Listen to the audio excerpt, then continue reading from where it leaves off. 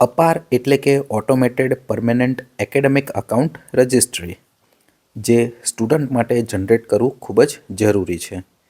પણ હવે કોલેજના પ્રોફેસર કે જે સ્વયં પોર્ટલ પર મૂકની ટ્રેનિંગ લેતા હોય તેઓએ ટ્રેનિંગની ક્રેડિટ લેવા માટે અપાર આઈડી પોર્ટલ પર એન્ટર કરવું પડે છે.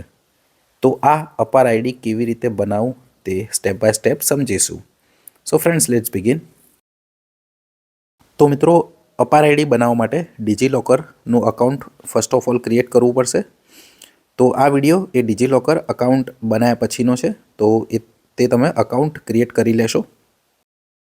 તો સૌપ્રથમ અપાર આઈડી બનાવવા માટે ગૂગલમાં એબીસી આઈડી ટાઈપ કરું અને જે તમે જોઈ શકો છો એકેડેમિક બેંક ઓફ ક્રેડિટ્સની વેબસાઇટ ઓપન કરવી અને તેના હોમ બટન ઉપર આવી જવું અને સૌ પ્રથમ તમારે લોગિન કરવાનું રહેશે અને એ લોગિન સ્ટુડન્ટ તરીકે કરવાનું છે.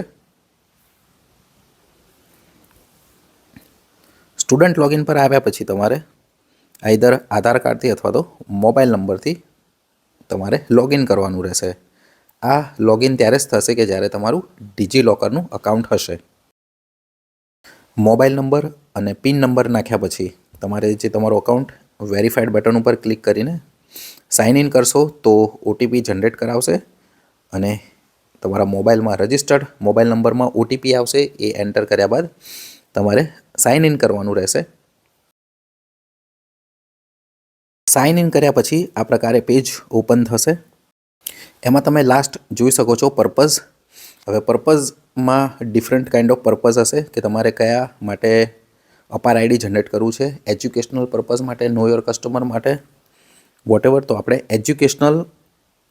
ફક્ત એજ્યુકેશનલ પર્પઝ માટે અપાર આઈડી જનરેટ કરવું છે. તો તેના ઉપર અલાઉ બટન ઉપર ક્લિક કરીને આગળ વધીશું.